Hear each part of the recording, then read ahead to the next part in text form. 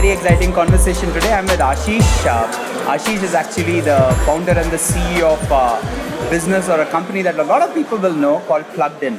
Plugged In is a very innovative media organization. They are perhaps the destination of choice if you want to reach the tech audiences in India, right? And they have got about 3.5 million people visiting them every month. And anything breaks on Plugged In, you can get rest assured that that's going to reach the movers and shakers and the innovators of the nation. So brilliant stuff. And this was started when you were actually working in another organization, Yahoo, right? Ashish, do you want to talk about Plugged In and the business and how you came to this place? Sure. So I started this when I was in Yahoo, and more as an attempt to build a platform for product startups to get noticed. And if you look at typical media in India, they don't really review products; they review founders. If a founder is from ID, IIM, they'll say, this guy, this startup is sexy, but the startup is sexy or not is decided by the product, not by the founders, not by the degree. So we said, let's review products. And that's when we started Plugged In, more as a platform, more as a blog, which focuses on reviewing products. And over a period of time, we started building communities. The community was itself sort of shaping up. There was never an attempt to say, log in and, this is how we define community.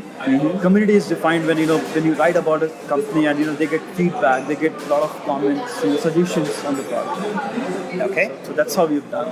Okay, and they've gone to the stage where TechCrunch calls them the TechCrunch of India, right? Yeah. I think that's fantastic. So, what do you think is obviously that online space is growing quite aggressively in India. 100 million is where it is, and it's going to go to 300, 400 million, all that good stuff. So, these numbers obviously mean good things for you. So, where do you see the future for your organization going forward? What are the different things that are going to be exciting for you?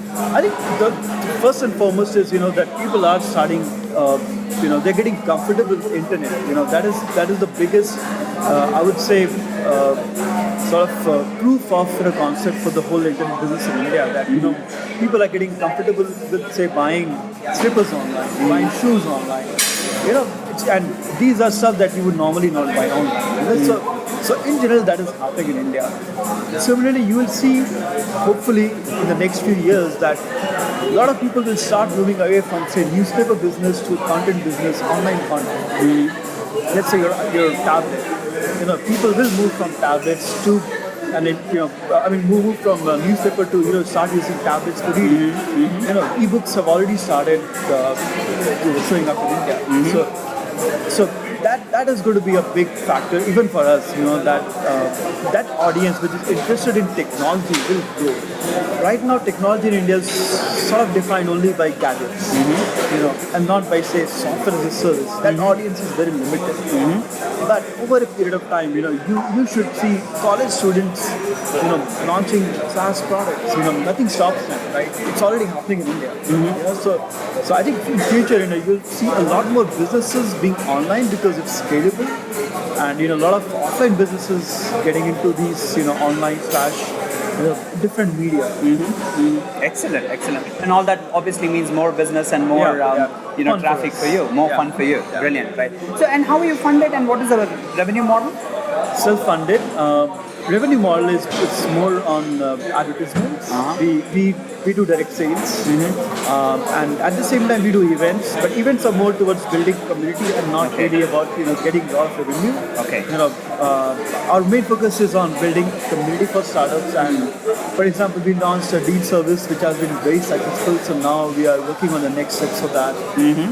Similarly, our job board has been very successful in hiring geeks, hiring sales, hiring product guys. So we are now working on More on scaling that. up that. I see. Very good. So value added to the community as it were. Yeah. Tell me a bit more about, because one of the things that I think you are very focused on is that the way you've built this media business is you've built it through a community role. Yeah, Right? Unlike a traditional media business that would go around building an audience, right? Yeah. Not necessarily a community. Yeah. So talk to me about how that's different from the way traditional media would approach it. So the best thing, is that I don't know media. I just don't understand media business. Okay. So for example, I don't know what a copy means in an article. Okay.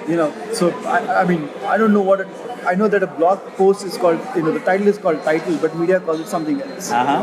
So the fact that I don't know media means that I have no baggage. no baggage, no boundaries attached to what I'm doing. Fair you know. enough. So I can talk about anything on the site, and it could be about, say, Coffee Day launching, a product for like the whole touchscreen device, which is if a media does it, they would interview you, they would interview a lot of people and say this is going to be good and all that, but we would say, just put up a YouTube video, big thing, so our focus has been that, how are we adding value to the community, to the audience that is spending time on our site, so that's how we have built, and obviously one of our focus area has been that we back for startups.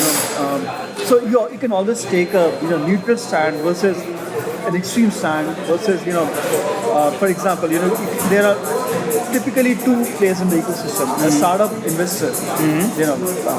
If you look at it from a funding context. Yes. Yeah. So there's also the customer, but but from a funding context. from a funding context, that makes sense. Yes. So we back for startups. We don't back for investors. So that pretty much speaks for what we're doing, and And that's where the investors love you, I bet. I don't know. A lot of people hate us, but that's fine. Fair enough. But the fact that we get a lot of we get a lot of term sheets from startups before they actually sign their deal with investors. I see. Okay. So we get a lot of startups. They reach out to us and say, "Can you give us a feedback Okay. on this investor? Should I go with him or this?" So we are very, I would say, startup friendly.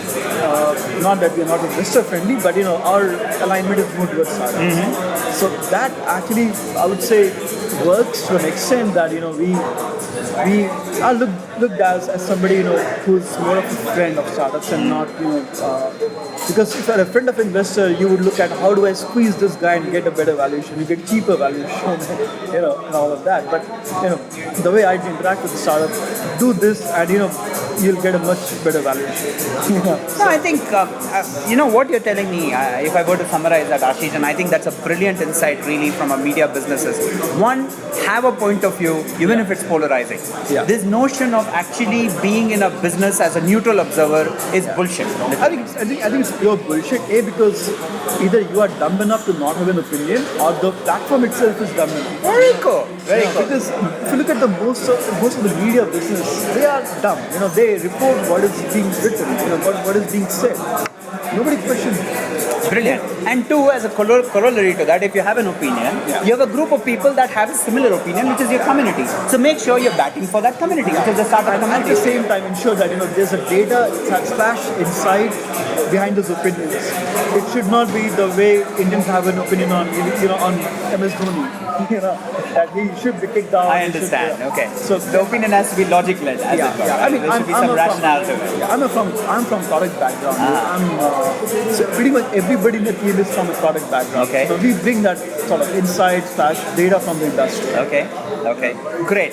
The last question really, you have a very interesting personal background. You're an IIT IIM product yourself, right? So you've done an engineering from IIT and then you've gone on to do a post-graduation from IIM Bangalore. Same institution as I am from Coke, so obviously we are pat on the backs, right? All that good stuff. Tell me about what gets you, and you work in Yahoo. So what drives you? What motivates you? What is it that you love? I think the fact that first of all, building a business right from the scratch when you never thought it was a business, is fun. Because you can actually say that from this day onwards I'm a businessman. But that's not how I started. So it was more like a logical small steps.